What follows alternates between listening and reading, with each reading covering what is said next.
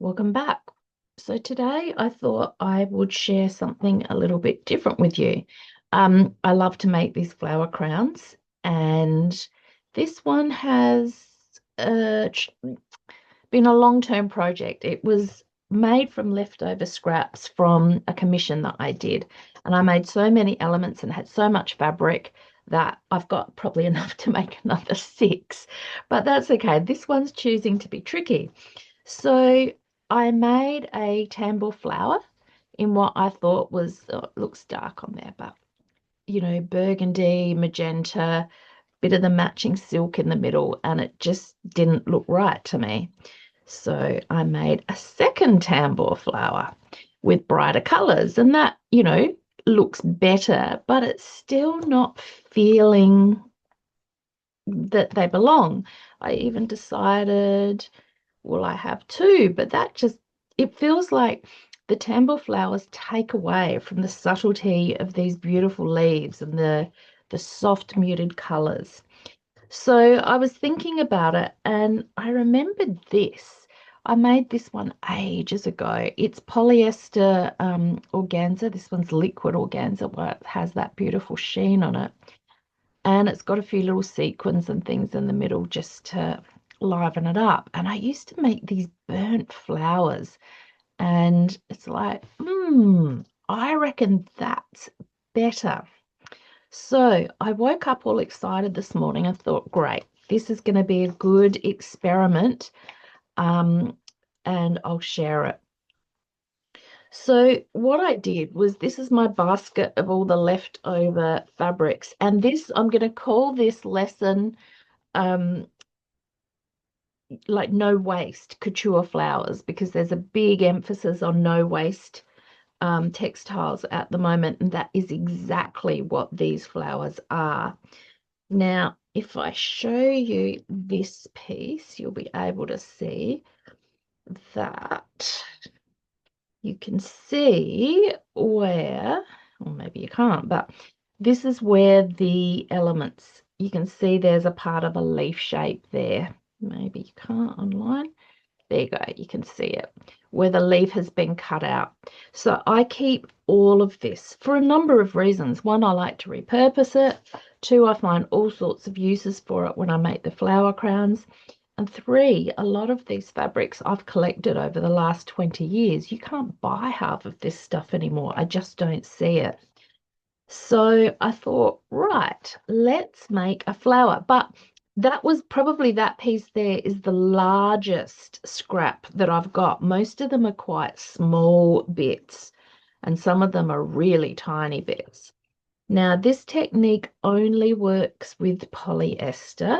So I have sorted, because mostly I work with silk. Luckily, this one had a bit of polyester organza in it. So I was able to pull some bits out.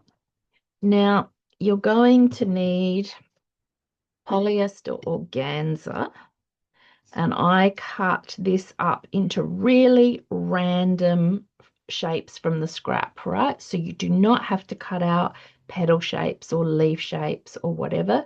I used to do that when I first started with this technique, but I've learnt through trial and error, and also through necessity. If I didn't have any more fabric, I've learnt to use the scraps, and these organic shapes give some really interesting flowers. And you can see here I've started to construct them just to save time for the video. So I'll show you what I do. I have a plate in case things go pear-shaped and I need to drop it quickly. I do use tweezers. Sometimes I just use my fingers. And I always have two or more cigarette lighters, because they get really hot and I've often burnt my fingers. So I bring the fabric up. See, you don't even have to go in. I quite like the organic bits, but you don't even need to go right into the fabric. You just need to get close.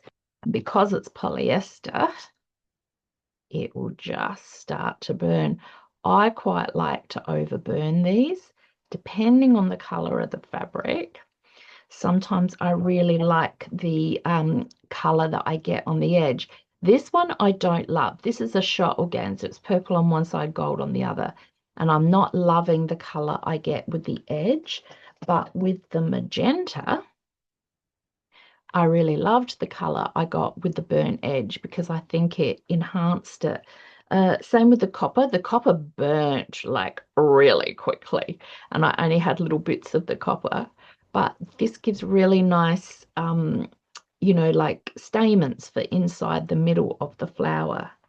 So just be careful. Like you saw me alternate the different lighters as I go. Yeah, this one's very plasticky. Some, see, and that's why I have the plate. You can drop it. I blew that flame out because it was starting to burn too quickly. I'll go around here. But I do like the organic. Now, see this little bit at the end? I'm going to really shrivel that and burn it up because I like those little bits that it gets on there. I think that's far more interesting. All right, so that's the burning part. Didn't want to bore you watching me burn like 50 petals. And this is what I did. I just made piles, and then out of the piles, I made little bunches. I just got a needle and thread, sewed a little bit together, and then with the actual main flower, I layered it. So I put this on top of this, on top of this, on top of this. I sewed through the middle and then I bunched it up, and all of a sudden you get a beautiful little bud. I did go back and I still might go back again. I reburnt this one petal because it was a bit long, and I'm still considering if I'll do a little bit more burning on that one. So now I'm going to audition. I do think this needs some beads or sequins in the middle, so I will probably do that. But what I want to do is there's a lot of this particular fabric here, and color-wise, I think of everything like when I'm painting, I want to evenly distribute the color or have a color going throughout the composition. So I'm thinking I might put those behind, and I quite like the look of that. I've also got this one from that fabric I was just burning, but when I put that in, I'm not sure I love it. See, I could add it in here a little bit lower as another element. Not that it needs it. One of the things I find the most difficult with my flower crowns is knowing when to stop, because I make all these elements and I have them in a pile, and then I just start adding and adding and adding. See, I think I might add this in here just because I can, or in here. I'll scrunch it up more like a little bud and put that in. But really, there's no right or wrong. There's just playing and experimenting and seeing what feels right. And the other thing I love is I sew each of these elements on individually. I never go from one to the other.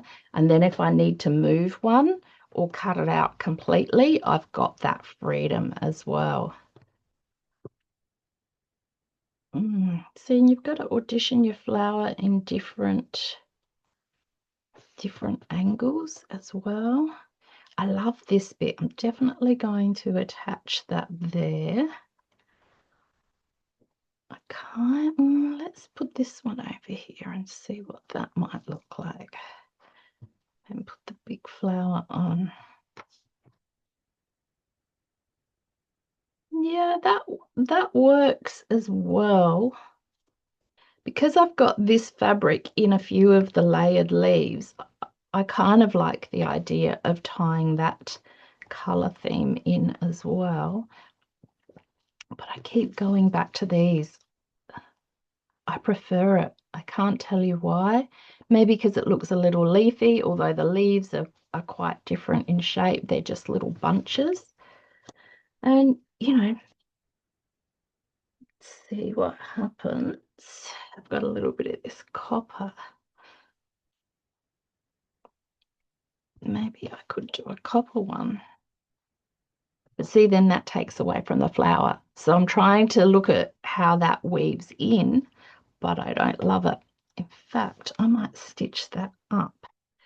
So because these are just long, thin bits, let's do these two first. I've crossed them or laid them on top of each other.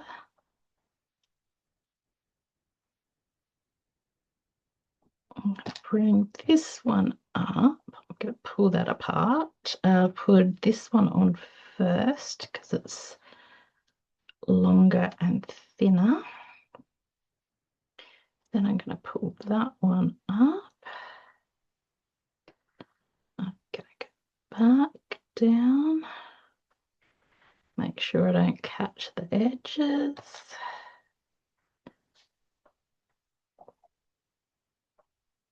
I just love these organic shapes. Honestly, the more I've learned to loosen up and not be so perfectionist about everything, the more interesting my work has become over the years.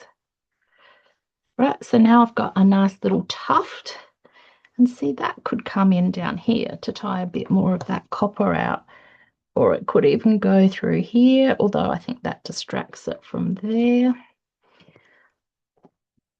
So this is the fun part. I just call it auditioning.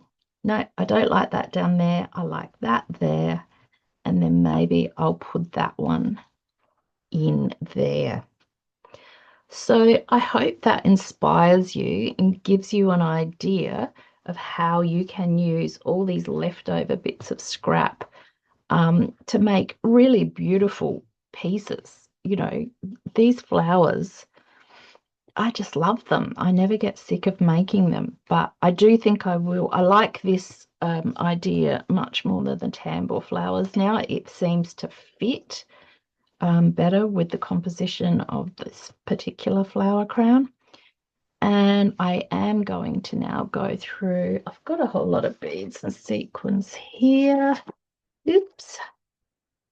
I think we need the magenta maybe in the middle again. I'm just going to wait for that. There we go. I've got those in two sizes. I've got some copper ones. What else have I got? Oh, I've got some bullion. I might do some bullion. In fact, I think I might find some copper bullion. They're the dark ones. I don't like those. I love the color of that, but it's too busy. So yeah, I will find some embellishments for the center. I'll play around with that and see what beautiful embellishments I can add in. And then I will do the final sewing on construction of my flower crown. So look out on Instagram because once I've finished, I will post it, the finished piece on Insta, so that you can see it. Thanks for joining me today, and I hope that was inspirational for you.